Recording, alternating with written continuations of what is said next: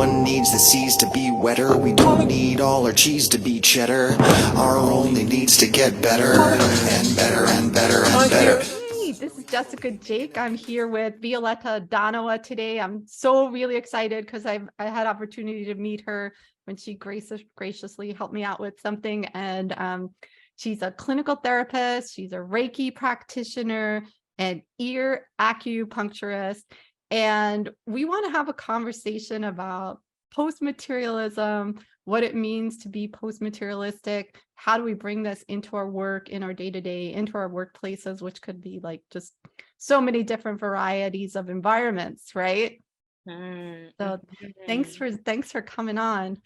Thank you so much. I'm so happy to be here and just talk with you about these themes that I think are just more and more pressing every day, honestly. It is. Yeah. It is. Absolutely. Yes. Yeah. So for me, post-materialism means, and I have a BS in biochemistry, love physics, logic. The materialistic old way, right, was physics and matter is at the foundation. And then from physics, we could look at chemistry, biochemistry. Now we have living creatures that, somehow poof, get consciousness. And post-materialism says no. And there's this great quote we were just chatting about before we hit record. The building blocks of the universe are not solid, right? And so more than what's materialistic is like just tons and tons of no thingness, right? And so Dr. Eben Alexander would say we live in even our universe exists in conscious awareness. So what, like, some people might call it a Planck field, or some people call it a 0-point field, but there's more no thingness than there is thingness in the universe. Absolutely. And we all feel it. And then that changes our lives for the better, right? And so that's what I mean by post-materialism. When I just bring up the discussion, I guess that's the first point. And so what are your thoughts on that? Yeah. So, I mean, clearly we had such a great chat before we officially started, but as someone who's a clinical therapist who was also trained through a sociological lens, in sociology, when we use post, like, it's almost like this freeze moment, because it's like, wait a minute, it's a both and. And so kind of what I was sharing is that there's an important component to the material world. Like, we have these earth suits, right? Yeah. We're here. And also, earth suit for what? Earth suit for whom? Who's riding inside of this earth suit that's beyond flesh, bone, skin, veins, etc. And so for me, like, that's the non-material. Right. That's the non-material world. For me, I call that spirit. More and more, I've been using the language of creator. Depending on who I'm talking to, I might use God, energy, or the divine. For me, there's something that's very material about language, right? Like, there's something very limiting about language. Yes. So we can like grasp for all the perfect names or descriptions. And the reality is that the no thingness, right, is also beyond language. So I think as human beings, we're doing the best we can trying to describe what this experience is, but actually I don't think we'll ever have enough letters in the alphabet, enough languages in the world to accurately describe what this invisible nature, this suchness is. So for me, post-materiality, you are the first person who's bringing that language to me. And so as I think about my own ideas inside of that framework, it's really powerful, because from my spiritual background, so the tradition that I practice is called Lukumi. Some people refer to Lukumi as a religion. Some people refer to it as a spiritual system and spiritual practice. And some people refer to it as ATR, so African Traditional Religion, or ATT tradition. And so the gloriness of Lukumi is that it is a tradition that came over with enslaved Africans, and many people were able to, with a lot of struggle and like cleverness and wit and risk of life, were able to conserve and keep these spiritual practices even when they got banned. And so there's something really important in a historical framework like that, where the spirit and the material are working together. And Yeah. also right now where I work, because I know we're talking about work in leadership and things like that, I work in an agency that prides itself on being Native centered and Native led, right? So Native Oh, American nice. centered, Native American led. I am in Detroit right now. Detroit, Michigan is a part of the larger Anishinaabe land, and it's such a unique experience to be working at an agency that names that. Yeah. Oh, Right? that's super cool. Right, names that and tries to integrate in Native American spirituality into leadership practices. Like, what does that look like in the here and now? As a non-Native person, right, I'm in conversation from my lens about what this all means. And so I'm gonna stop talking because I can talk about this all day long and just like Right? the diatribe. But I think it's important, right? Like, what do these practices look like in a protocol, Mm-hmm. in a policy, et cetera? And then what does it look like in the day-to-day scale of the individual, right? So you have the Exactly. individual, right? From the sociological standpoint, you have the individual, you have the organizational, you have the systemic. For us spiritual folks, whatever you want to call it, there's also, right, the spiritual, the Right. non-material, the post-material side of it all at the same time. So Yeah. And I think, post material, it's interesting you say, like, when you hear the word post, it sounds like something else is ending, but I think it's our narrow view that's ending, and this matter centric materialistic view that's ending, and saying like, this little drop of matter is, I think they said NASA says less than, is it 4 or 5%? NASA says less than 5% of the universe is matter as we know it. So, we could see the matter, so we clung to it. And post-materialism is being like, let's look at that other 95%, right? And what is that? And I love that you called it an earth suit. I've been calling it a biological space suit. And I don't know if you see like little stickers behind me where it's like I do. little, and the spirit shining through, soul shining through. And I think as we talk about this, if we do bring it into work and go from this scientific perspective of quantum physics, and there's lots of research, and that we're validating more and more and verifying experiences more and more for near-death experience, shared death experience, reincarnation memories, thousands of little kids, like no way they could know about these past lives that they're, and we just see more and more and more evidence of it. And I was looking on Pew Research. I think it's 90% of US adults believe there's something else after you die, right? Like, so we have people who believe this, and then we're showing up at work, and then we're being hammered in like hard skills, we're hammered in soft skills. But if you show up with, you said, I think you said something to the effect about spirit or creator in the day-to-day with the material, right? And that's what it's all about, right? Like, if we show up with that, like,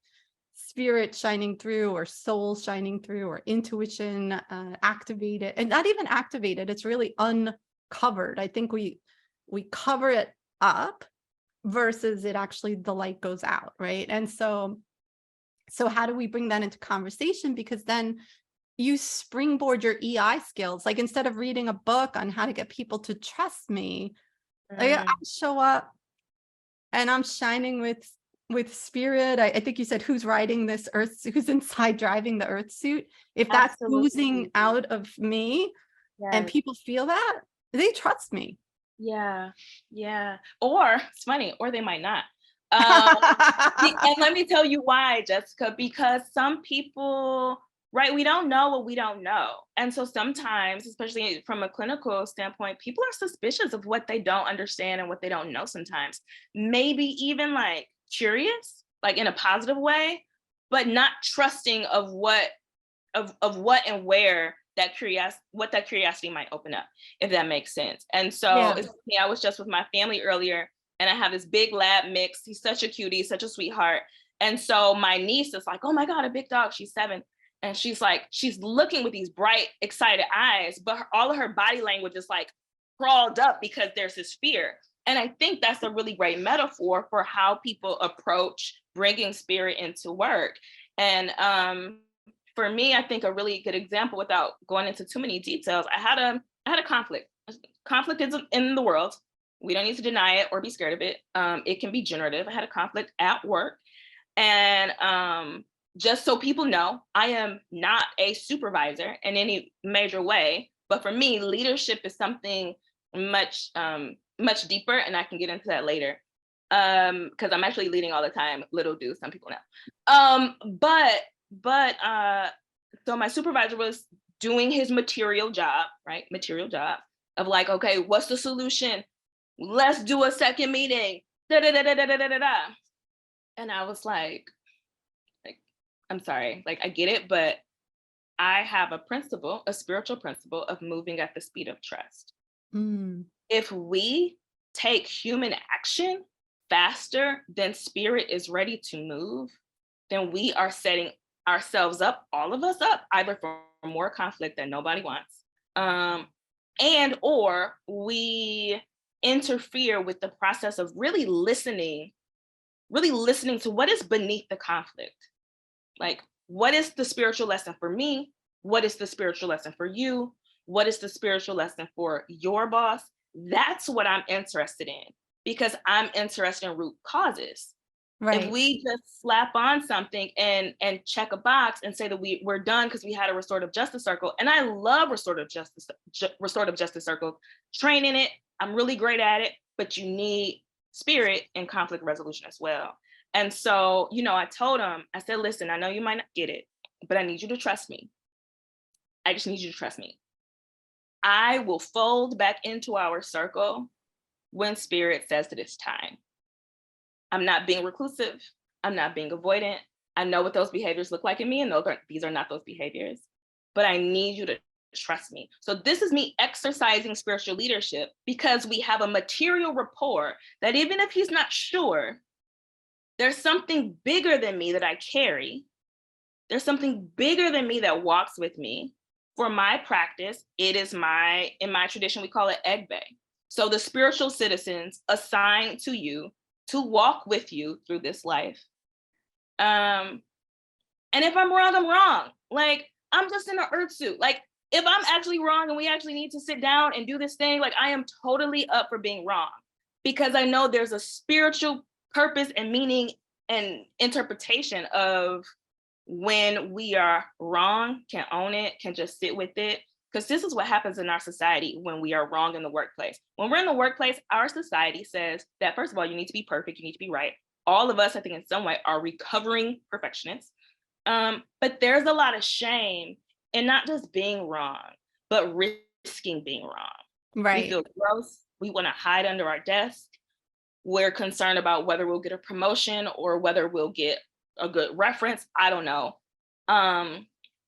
But spirit is so much bigger than being right or wrong. I was reading something that said human beings will do a really good job moving forward. I think it was Dr. Wayne Dyer I was listening to, actually.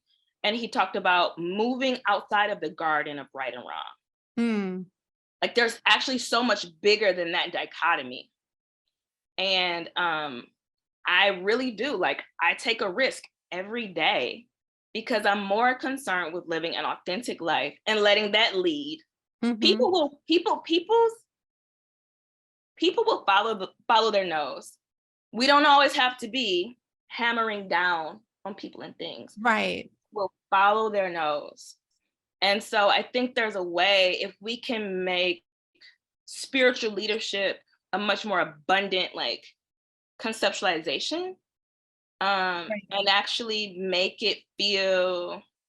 Adrienne Marie Brown talks a lot about being pleasure centered. If we can bring pleasure into unlearning old ways, then I mean, like we got something sweet. Yeah. Even if it's like, what does your head say? What does your heart say? What does your soul say? Or what does your heart of hearts say? Because I wouldn't be able to walk into work and say what you said, but I can have conversations around kindness and heart. People are now, business are looking at a triple bottom line of people, planet, and profit, So you get to speak to like a really that heart centric, right? And so that might be a way in where you can't just walk in there. Though I would say, and I have a workshop on SQ, which is spiritual quotient. And you know, when you were talking about people not trusting you because it's new and different, if I show up, they're all shiny.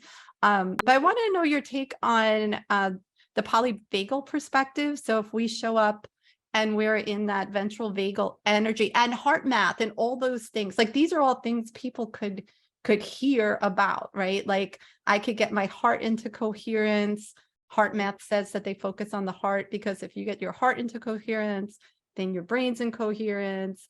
And then from that neurological earth suit sense, it's like, well, now we remove so much muck and yuck and stuck out of the way that we can have our spirit shine through. And then what do we call that at work? Like, and where we can't walk in and say, spirit told me this, my spirit guides told me that, you know, or, you know, you can, but I mean, the people wouldn't, if I Not did everyone's going to know what to do with that, right? Yeah. Maybe they will. I think, right? So this is about relying on this is why the material is so important, right? Like relying on your material rapport.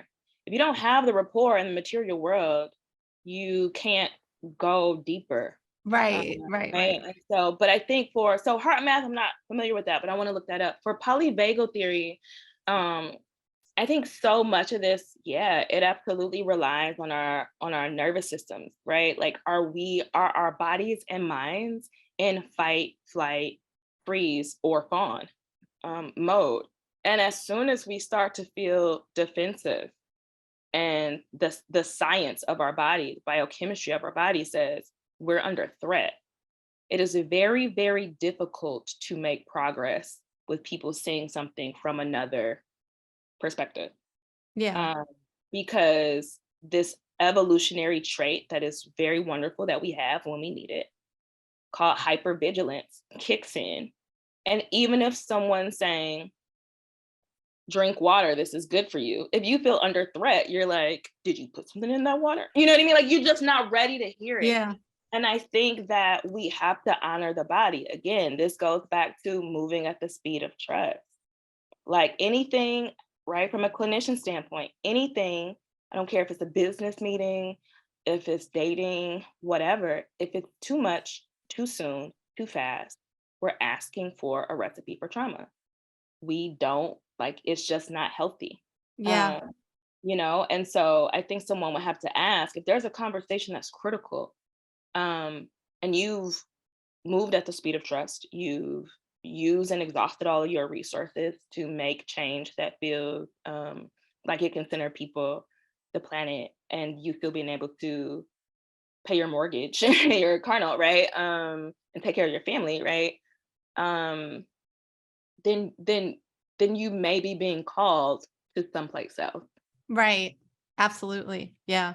You know. Yeah. It becomes that, how much good could I do in a toxic environment that, you know, either became more and more toxic, or you see the truth over time or whatever. And at some point you do have to leave. And I've done that where I was always fighting the good fight for everyone around me and felt like they need me. But then eventually I was just so burnt out. I just had to leave. I didn't even have anything else lined up. And I thought, well, it shows them too, they could leave. Right. So yeah, and there's that balance. And even if you're not in the best fit, how much good could I do while I'm here?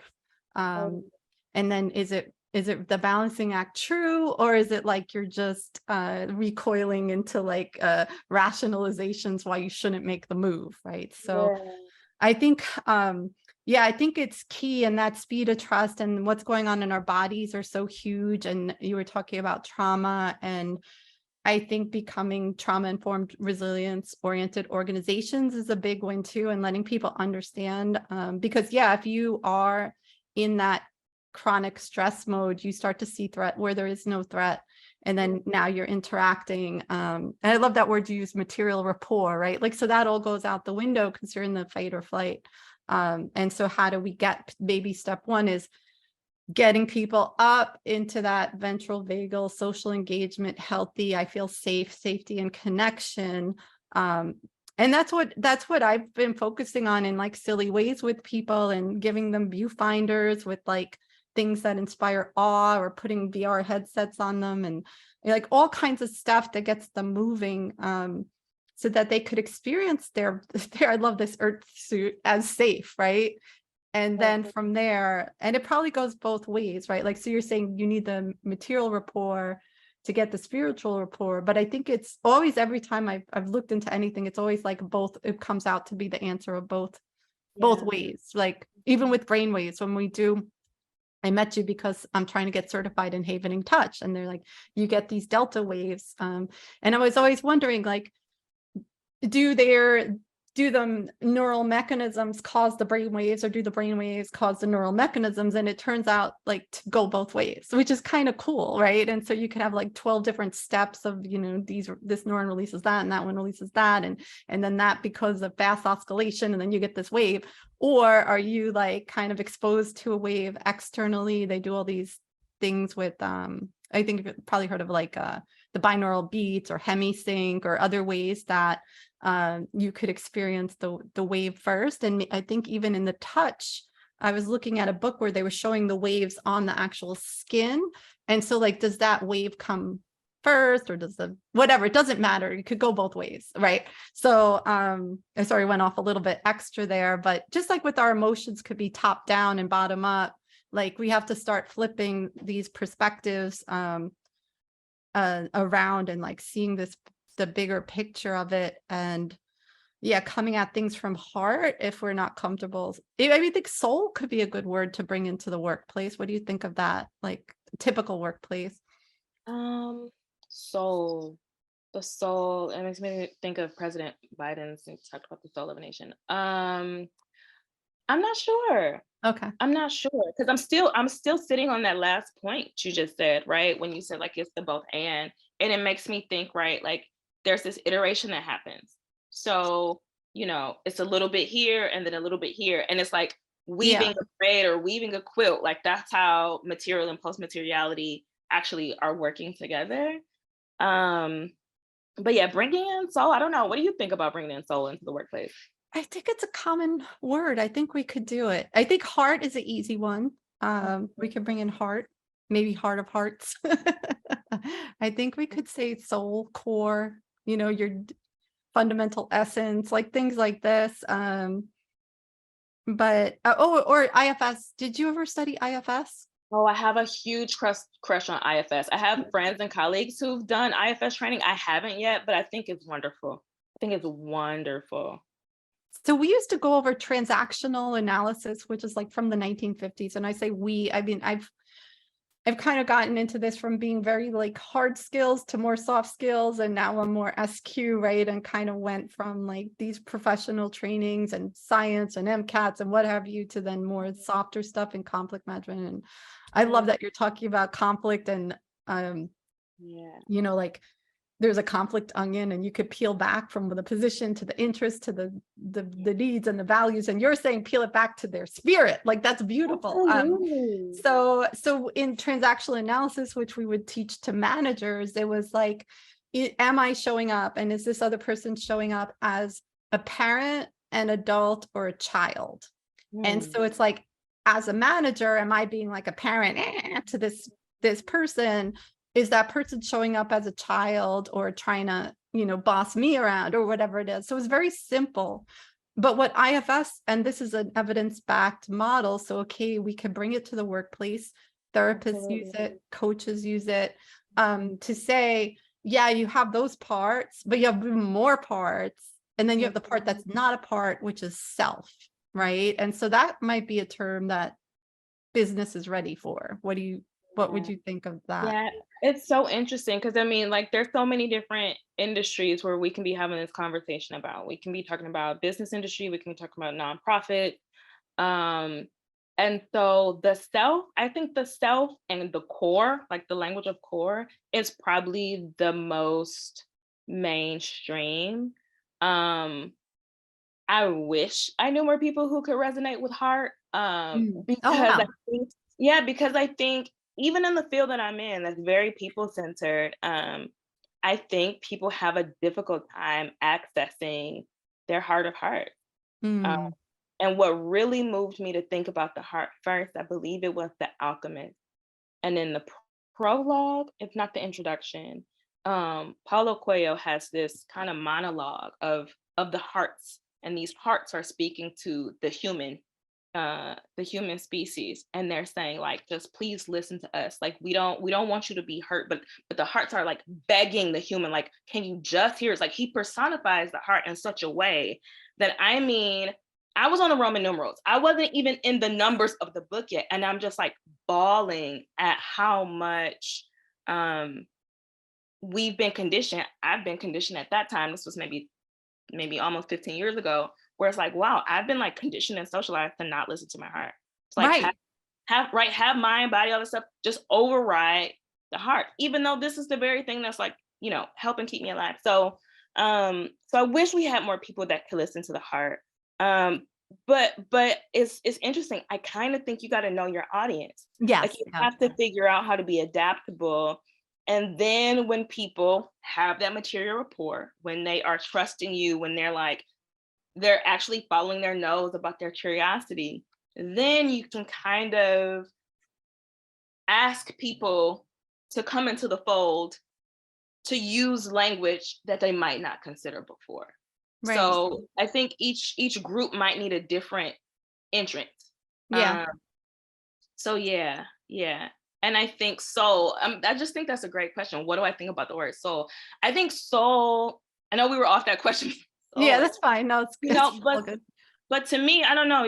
I would be curious what you think too. Something about soul to me implies belief in an afterlife, or belief in a world that is parallel to this world. And there are lots of people who don't believe in that. And so how would that word resonate with those people?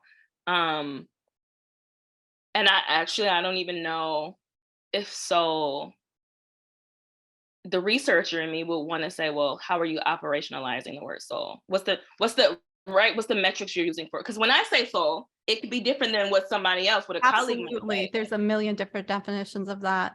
And Uh, so is there with spirit, right? But something about yes. spirit, I don't know why, for me, maybe it's the bias. It feels more general Yes. than soul. I don't know. I don't know. Yeah. Yeah. Yeah. No, that's interesting. And then, sometimes, so if we run a workshop, we'll ask people, so statistically speaking, 1 in 10 won't believe in an afterlife, right? And say, well, could you presuppose it? Could you pretend for just today? But I guess mindfulness is around enough that people talk about the witness, like, here are your thoughts, but there's a witness, or you are the sky, and these are thoughts, or your cloud, and everything else that's happening are clouds floating by.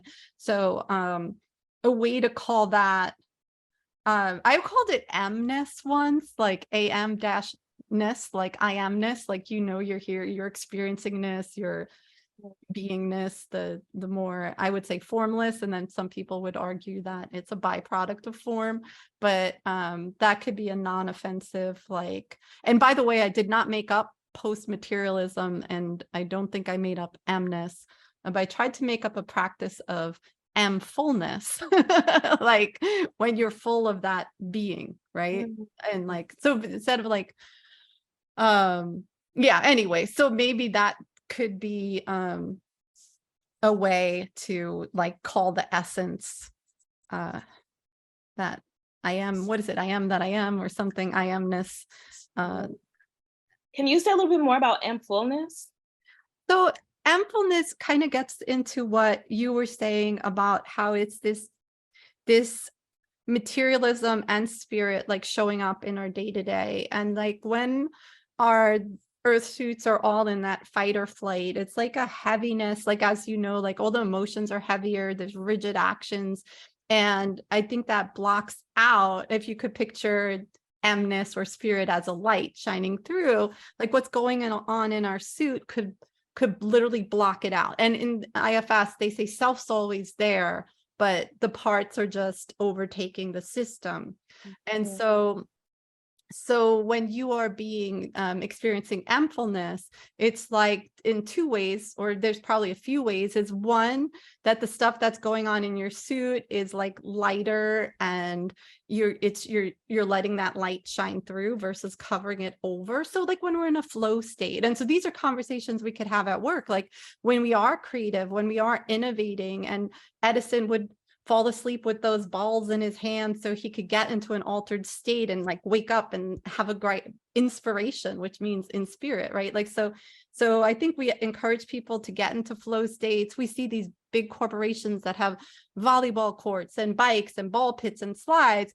And I don't really think it's so people could have fun. I think it's so people could step away, get into that great physiology of like playfulness, gets you out of the stress mode, right? Like all these things, even moving around, but now you have toys and it's fun, and with your peers goofing off. And so we're able to, again, like take away that heavy stuff that's blocking and like let it shine through, get in a flow state, have moments of where like the innovative ideas come to us, insights, right? They kind of like, there's some kind of special sparks all over your brain that happen when you have an insight, right? And that aha face is a significant classic face we could learn to spot. And so that's one way you're being more empful, is like you're kind of getting the suit stuff out of the way. And then another way would be to be like in a non-dual meditation where that's all that's happening for you. And then another way would it be like even like going beyond your body, right? True transcendence, true oneness experience. And I know before we hit record, you were talking about like multi-dimensions, right? And so, of course, different levels there. And so, yeah, so what are your thoughts on that? Sure. Yeah, it's interesting, right? Because larger corporations, I'm hearing more and more, are doing these environments on the work grounds of like play. Mm-hmm. And I've heard very controversial things. Like, on one hand, it's really helpful and like it helps you get in your body and just like relax a little bit, connect with people in a much more creative, water cooler type sense. And then the other half is it feeling like it's a covert way to get you still attached to your work, and so that you don't go too far away from your work, and so your work is still actually always there waiting for you. So I mean, I think it varies. I don't work for a large corporation, and I'm not sure that I would be a great fit for one, but for the place that I am now, again, that's native centered and led, trying to kind of clear out some of the stuff from it's multiple dimensions, bringing that back in, clearing out the stuff from the material world. And so this is why we offer ear acupuncture. This is why, coworkers can reach out and say like, hey, is anybody doing ear acupuncture today?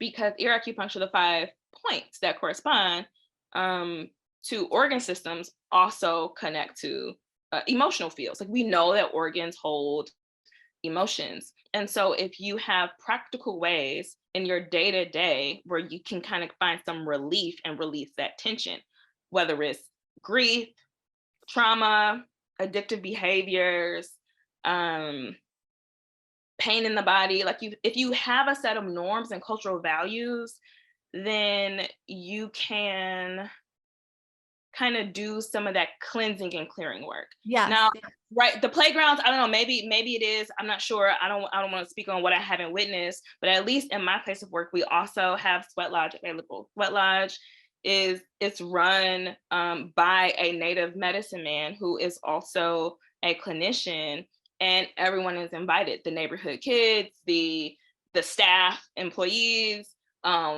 clients. Like this is a place where everybody can come, sweat together, say prayers together, and then literally, eat together after this energetic cleanse, spiritual cleanse, and then see each other on Monday. And like, and I can't tell you how I know how we write these lines. I have no idea. It's really wild that we are able to do it. Not always perfectly, but we're able to do it. So I think there is a benefit to having norms inside of your workplace that says, hey, we need to clear out some of our material baggage so that we can be a clearer vessel for whatever else is needing to come through us. And I think just as a Black woman, I think it's important to say, like, the material world, as a Black woman, I think this fits for folks who are queer. I think this is fitting for women of color, women who are white, like whatever group you're a part of, men, cis men, like there are all of these pressures in this material world about how you're supposed to show up, Mm-hmm. how you're just supposed to grin and bear it, how you're supposed to work through your pain, how you are weak if you talk about your pain. Like there are all these material expectations that are entirely toxic on our bodies and our sense of self that can cloud the spiritual part. Yes. Because because it's so much baggage. And so I bring in this piece around being a Black woman, just like, right, intergenerational trauma, Mm-hmm. things that Black folks have had to go through in this country and other countries, and the limiting beliefs that can get conditioned into a group of people about what you're capable of or not capable of, Right. trying and fighting and trying to work against systems that we've inherited. That can be a really heavy material job.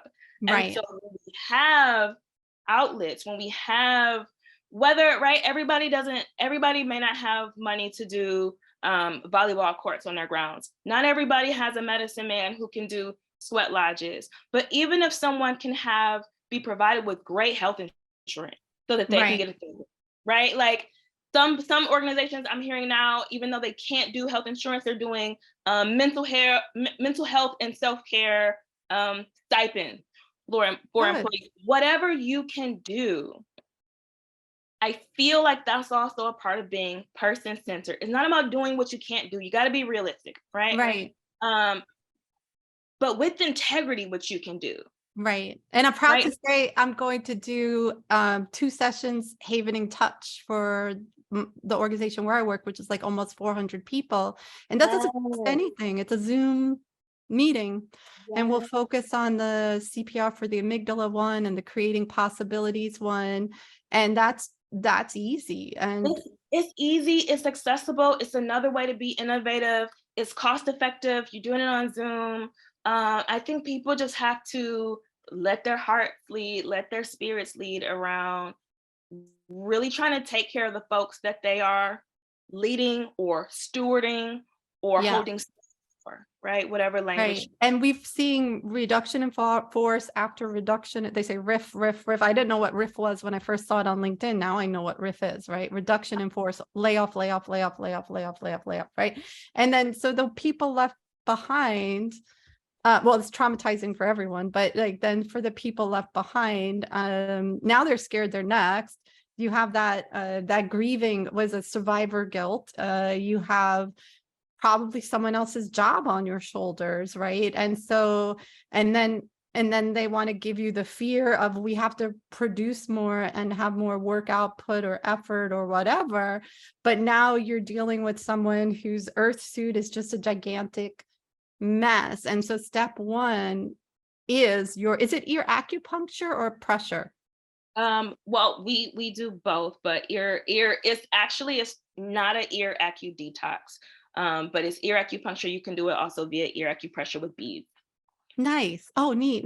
Yeah. So have some means of helping people getting out of that burnt out physiology, chronic stress physiology, trauma physiology, even like suicidal ideation, like all these things are really prevalent, unfortunately. But now you're just saying you're lucky to be here. I heard once, not where I'm now, but not getting fired is the new raise, kind of, Oh, yeah. Um, yeah. And so you have to know that there are opportunities. I love that you said sometimes you need to know like when you need to move on, but I think too, one thing not to interrupt, but one thing I've seen on okay. LinkedIn, and I don't want to let this be lost, because I do think different social groups can have different experiences. Right now, some of the folks being not being laid off, but still kind of like you mentioned, like somebody has to get this work done, right? So it's getting dispersed onto the people who are left, but a lot of the people facing that difficulty are folks on work visas who are Oh my God. I've heard in terrible stories about this. Exactly. terrible. And not even without the reduction in force, just as the way businesses run, to take advantage and run them into the ground and just fear-based. I've heard this from my friend in Arizona. Yeah, thank you. Please speak to this a little bit more. Yeah, there was someone who I used to be in graduate school with Dr. Aditi Paul. She was an international student at Michigan State when I was there. And she left academia. And I haven't spoken to her in years, but I do know that on Facebook, she's one of the leading voices of talking about this. Yeah, like people who, if they lose their job, they have to go back home. They have to go back to the countries that are home for them, even when they've made home here, even when they've made a life here. It's really sad. It's really frustrating that people are in such vulnerable positions in that way. So I just didn't want to like have this conversation and then like not talk about that, because you talk about the heaviness, the cloudedness, the weight in the material world that can get in the way of being spiritually clear. It's heavy. It's heavy. Yeah. Yeah. Heavy. Yeah. Yeah. So. Yeah. And then how do we help? And because I've been in positions where I've seen ongoing harassment, like over and over. This one man was, every time a new woman was hired, he'd harass them. And so now you have a new person, and a lot of times they didn't want to talk about it or say, oh, I'm just gonna handle it myself, don't say anything. And if I heard about it, I said, no, I'm sorry, I realize you don't want me to say anything, but I'm saying something because this person, like you're like the sixth person now, right? And then, talking to people that you're gonna get, this is bad. It's bad, it's wrong, right? From like the heart and soul, it is bad. But if they don't listen to that, you're gonna get sued, right? And then other instances, the same thing kept happening. And I did end up, that's the one I just left with just nothing lined up, because I just couldn't be there anymore. But, for people who are witnessing that and maybe a little bit more secure, or even if they get fired over it, it's like it means that much to them that they're just not going to look at it. I think Dr. Ruth Sharma, who used to work at the UN, and she wrote the book Radical Transformational Leadership, she was talking about how some values we have are like, what'd she say? She used the word like some values some action. I forget what it was, but it was like, oh, in our culture. So you probably could speak to this better. In society, it's like if you're wearing, maybe it was like value neutral, like do you wear jeans or not wear jeans in your culture, but other things like where it encroaches on dignity, fairness, and it was the third value, like then you stand up and you have to say something, or you're compelled to say something. I forget what the third one was, but it's like, so if you see that moral injury, is that the word you're thinking about? Yeah, probably, right? And it's just like letting people know. And even in the PMI trainings that I do that are for project management, it's like we as a community represent ethical behavior, even if it's unpopular, and to take a stand. And it's weird that you have to teach someone that. But it's nice when you have a backing of a community that's like, this is what we're about, and we're going to have that confidence and stand up and do these things. It's part of what we do as the project management community. So I guess it's nice, but it's also like, why do we need to tell people that? I think, yeah, in terms of that spiritual dimension, right? I think sometimes when people reach a certain place in their spirituality that feels really grounded, feels really good, I would just say us in the spiritual community, sometimes we can be at fault for spiritual bypassing. We'll say, oh, these things in the material like don't matter because there's something that is bigger and much more true than what's happening materially, which, yeah, there is something happening that's like very big and very true.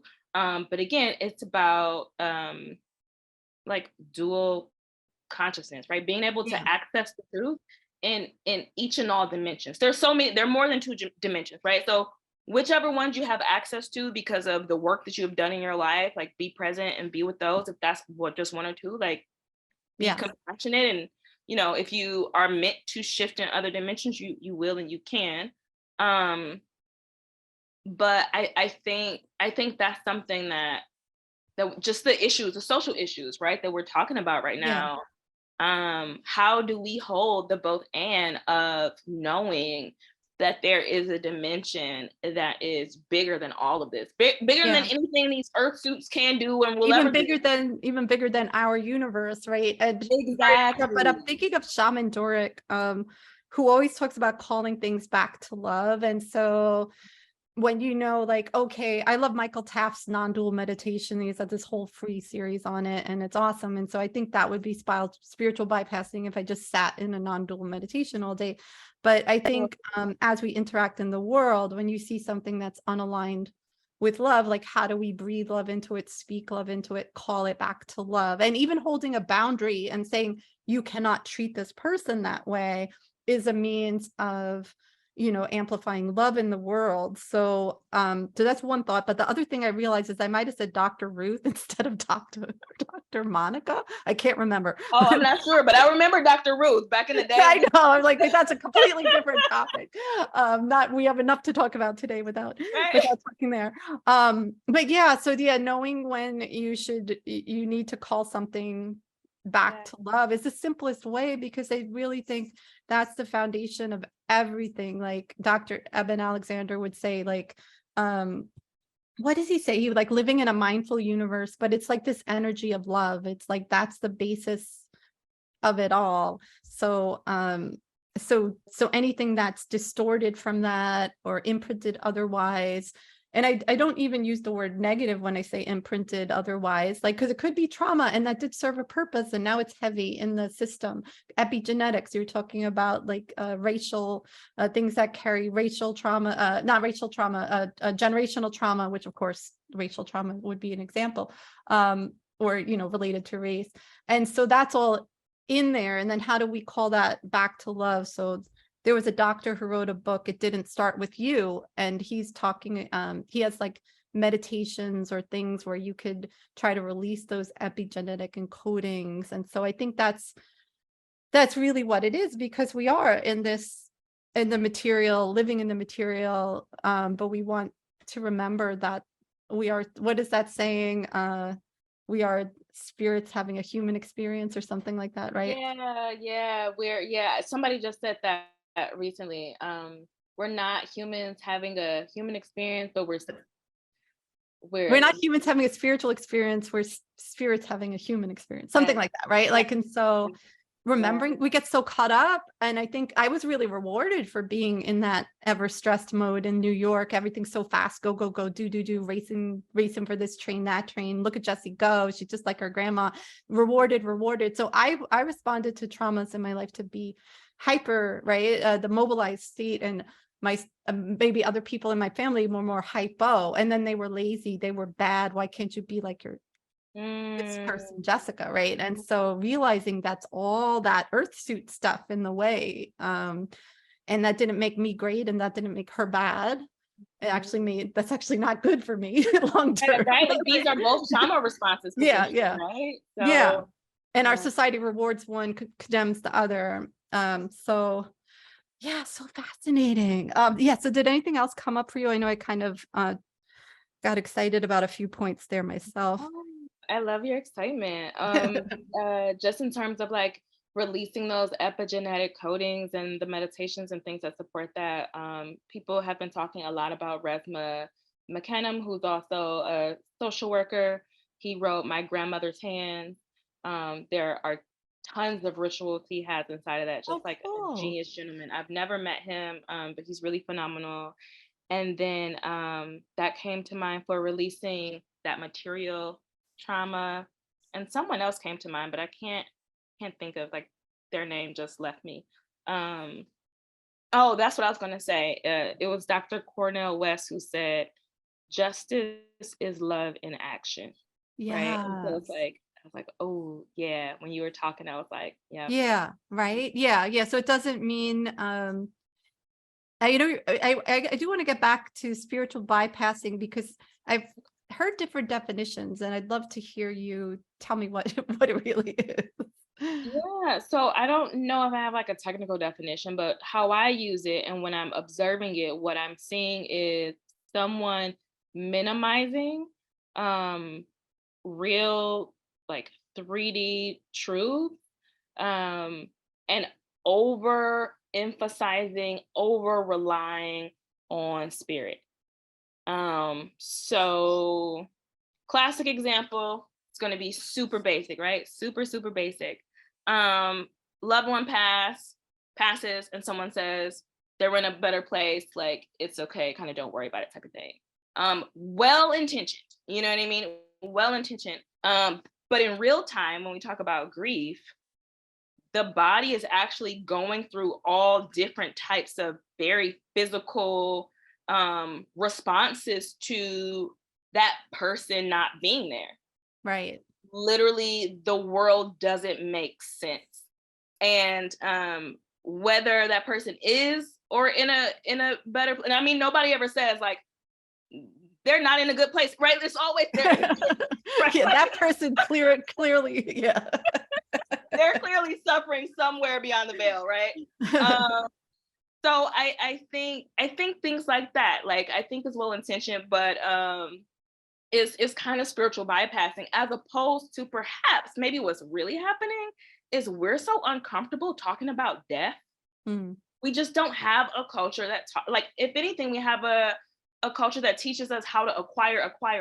We don't have a society that teaches us how to gracefully deal with loss. So we are all kind of like, you know, naked 2-year-olds, like trying to figure out how to do life, but we're really not prepared. So I think it's much more skillful to just like sit in the discomfort, maybe even name that you're uncomfortable, and yet you still want to sit with whoever that is who's grieving, you know? Yeah. But again, that's not intuitive to us in the society we have. We don't have that type Right. of, so And that's what's always modeled from TV to what we saw when we go, and absolutely. everyone says the same thing. Yeah, that's really true. Yeah. So that, I mean, right, that's the most simple example I can think of without giving like a direct definition. Yeah, yeah. Or just not taking action and being like, you feel compelled that you should help, but then you're like, oh no, that's that person's karma, or like Oh kind of yeah. passing the buck and using as excuse to not do something that in your heart and soul is the right thing to do. So yeah, so Absolutely. it sounds like I mean, these were great ideas, and oh my goodness, a great conversation. That yeah, we have to read the room of where we are and see what language we could use, and even ask people what language they're comfortable with. Uh, and I love that you have those sweat lodge and the ear acupressure puncture. I love that we could bring havening touch where I work. I'm sure you could do tapping. I'm sure even the grounding. Sometimes people are starting their meetings with a little meditation or a mindful moment or groundings. Getting people outside, places where they really chase people out the door to like go home to their families. And so they like really appreciate all the dimensions of what it means to be well when we're in the earth suit, right? And we have emotional wellness, physical wellness, financial wellness, whatever, like I like the 8-dimension model, but I haven't looked at it in so long. But right, but really like what is really helping to get this person traction in their direction of all these dimensions of wellness. And I also didn't memorize, but especially the UN has a good definition of spiritual wellness. So that could be another angle into like bringing this into the workplace. Like most models of wellness, even like a 6-dimension model of wellness would address spiritual wellness. And they all define it in slightly different ways, but that could be like, yeah, this is the model, Powerful, especially how contentious, right, spirituality, when we use the R word, right, when we use the religion word, it can get really contentious. But if we can just find a way like to move, like we talk about diversity and equity and all these things all the time, but like I don't hear as much about interfaith or religious inclusion. I think right, like we need that stuff, because there are a lot of fears and phobias that are unwarranted, and I think everybody in some way, shape, or form is trying to get to that universal truth. Right. but people are doing it in the way that culturally makes sense for them. So if we can kind of bring that into the fore, I think we can learn, right? Because I feel like every single person is like a walking library, like a Yes. walking free library, right? Like it's actually very fascinating to talk to strangers and to learn from strangers. But I wish that's something we could do, because I think if we took that route, we could really take off with spiritual wellness, right? Borrowing from each other, not Yes. cultural appropriation, but borrowing from each other in a way that feeds everyone and nourishes everyone. I think that's powerful. Yeah, and that you mentioned the cultural appropriation, I think some people well-meaning kind of get in the way and shut things down where like someone I know used the term spirit animal and someone said you can't say that, that's cultural appropriation. But from what I've learned, because I did a little bit of studies with like the Institute for Shamanism, which is like a core shamanism, because there's like shamanism from all over the world. And so someone like researched what's central, like in all of them, like core shamanism. And even Shaman Durek says, like, if you trace your roots back, like you're all shamans, and it's not a religion, it's a relationship with nature.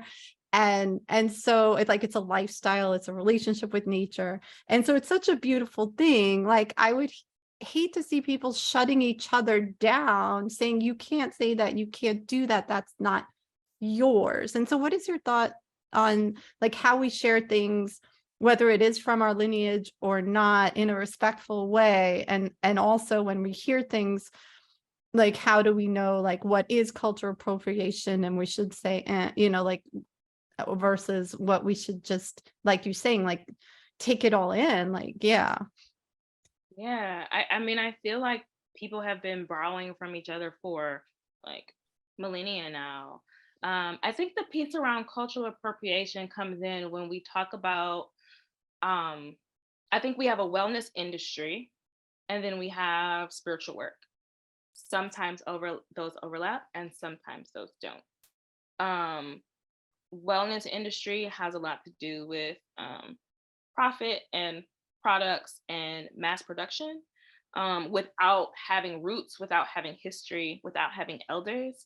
Whereas spirit work, at least for me, we're talking about rootedness, we're talking about elders, we're talking about intergenerational storytelling.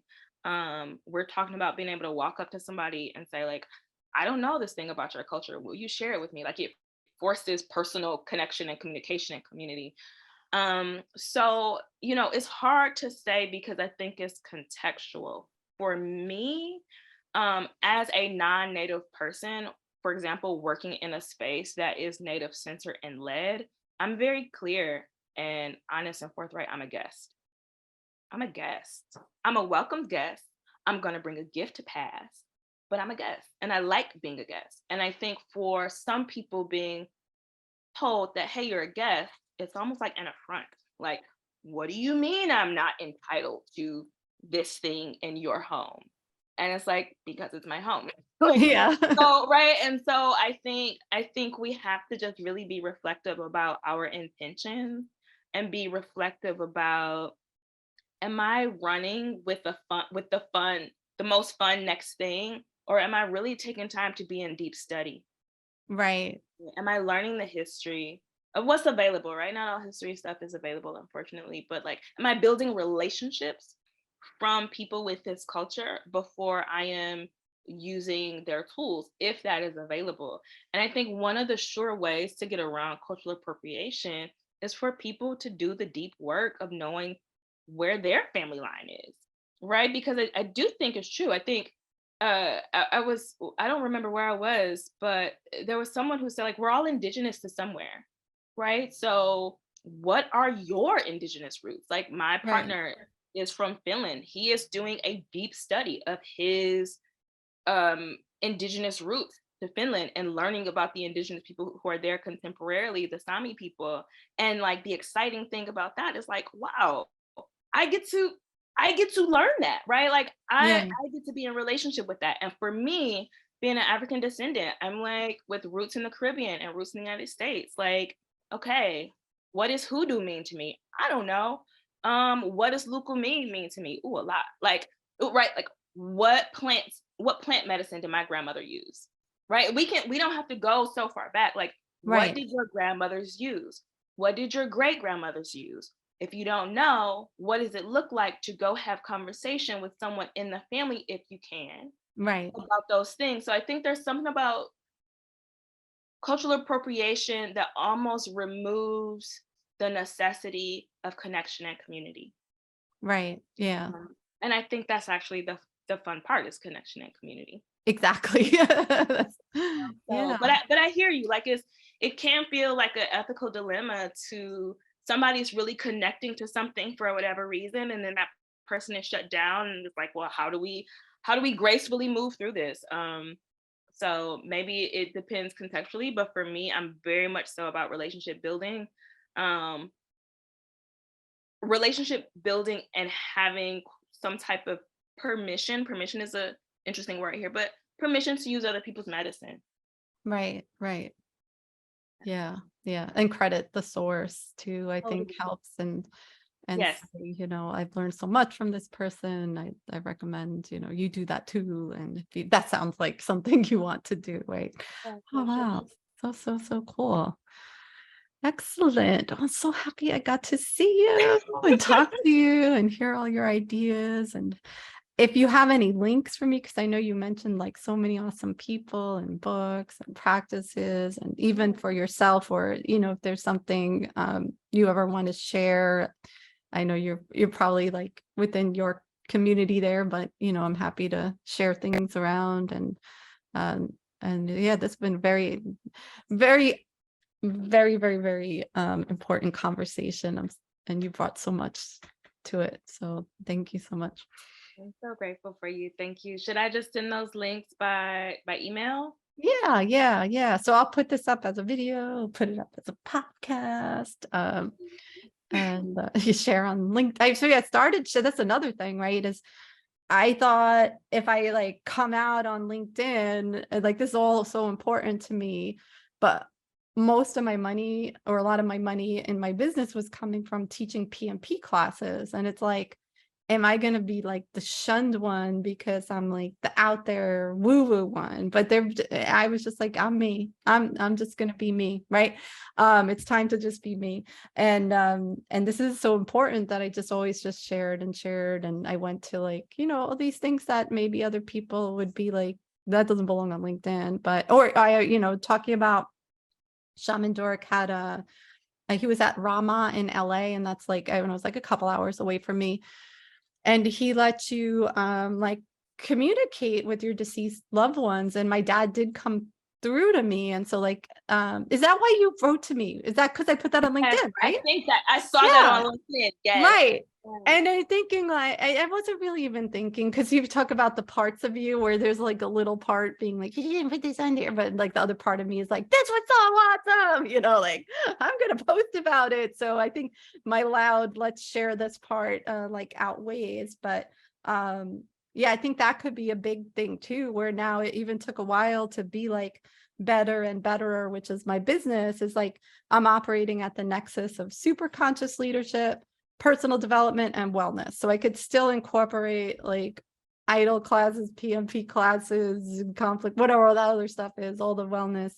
But this is where my heart is. Like, this is where I really want to keep it amplifying, right? And so I think that could be a struggle for people too. But I will say I was very inspired by this company called Sticker Mule that makes stickers and sells hot sauce.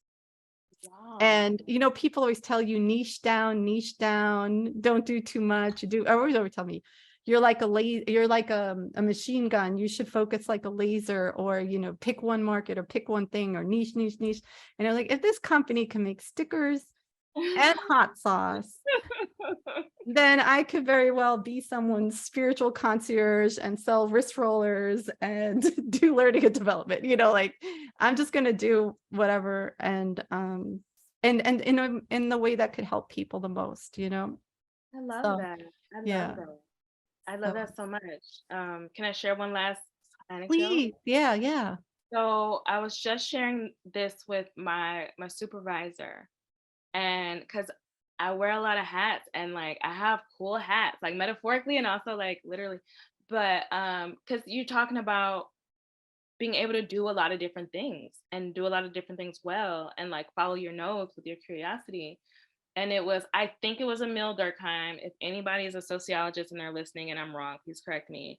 But he was a sociologist who talked about the impact of the Industrial Revolution, because we had craftspeople who made all parts of their craft. Like, so when they made a wooden chair, they didn't just make the legs, they made the whole thing. And there was something very special about being able to put yourself in this thing that you make with your hands. And then when we move towards mass production of things, as our society changed, he talked about the mental health risks that happened with those people who were craftsmen, because now they were being told you can only focus on this part, and there's another group of people that's going to focus on this part, and then there's another group of people that are going to focus on this part, and then that's how the whole thing's going to get produced. And so it created this sense of alienation from the craftsperson and their craft, the craftsperson and themselves, and the craftsperson and connection with other people. And so there used to be a time when people worked on the whole of something. Even if we look at like doctors, right? I'm glad we have doctors who specialize in things because that's important. And also there was a time when we worked on the whole of something. Right. And then we started shifting and we started saying like, you can only do this. You can only be really good. You can only specialize at this particular thing. But the reality is we move as if that's the natural order of things. But that's just not always how it was, you know? And so I think it's something really beautiful when people can tap in and like really stand in their dignity, Mm-hmm. and know that I have an interest in multiple things. I'm passionate about multiple things. I do multiple things well. And you can't try to fit me in this box. If I'm going to do stickers and hot sauce, this is what I'm doing. You know what I mean? It's a hot sauce, yeah. And so I think we have to remember that there was a time when our ancestors did the whole of a thing. Yeah. They did it well. So to anyone who's kind of in that position of like, I do so many things and it's being presented to me or reflected or projected onto me as if I'm scattered. It's like, don't internalize. Let the pull take you. And that's how I had the most success, is just Absolutely. being less hustle, more flow. Like, just what am I doing next? But it's interesting you mentioned the Industrial Revolution, because it also shut down the seeking system in people's brains and their connection to creativity and purpose, because it was like, you just do this one thing. So it was like, they didn't want creativity, right? They were like, you do this. And I think that is the start of everything you were talking about at the very start, of like how we've been conditioned and all these limiting beliefs and all the stuff of like how we have to be at work. And then now, like, that's another avenue we could go, that's super conscious leaders, to like help people feel connected to work, help them turn back on their seeking systems and feel enthusiastically engaged, aliveness, and get in flow and be excited about what they're doing. So great. So hopefully we'll get to talk again, because there's just so much to say, right? Such a lovely spirit. Thank you so much for talking and having this conversation. This was good food. This was good medicine today. Awesome sauce. All right. Yeah, no, I'm so excited. I didn't even know like you were able to do this in your day-to-day at work. So this was like the perfect person, the perfect response to my, putting whatever I want on LinkedIn post, Absolutely. And I saw this and I was like, what? Right. I think, and then hopefully I'll just invite other people on to like have like bring some their angle to the table, and whether it's concerns or triumphs or what it could look like. So yeah, it's gonna be a beautiful series that you have. I'm really excited about all the folks that you interview. Thank you. Super sweet. Mm-hmm. Well, thank you so much. And I hope to have you back on. For sure. Bye. This is lovely. Sunlight streaming up better. Shine up like the beams of light spreader. Keep on